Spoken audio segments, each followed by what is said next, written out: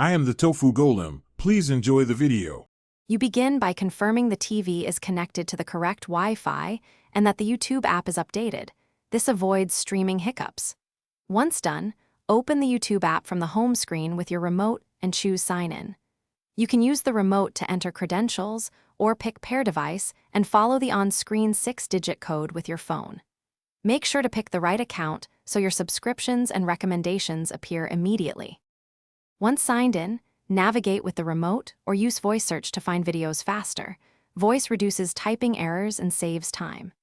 If you prefer, open YouTube on your phone and tap Cast to send the video to the TV, which lets you control playback and queue videos.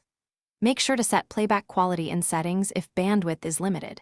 You can also add videos to watch later or playlists to build a queue without interrupting current playback.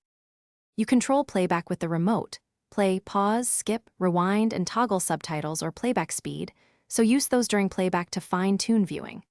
If audio or captions need adjusting, open settings within the YouTube app to change audio output or caption language.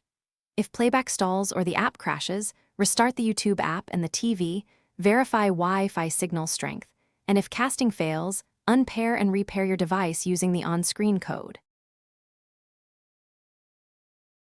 Thanks for watching. Consider subscribing if we helped you today.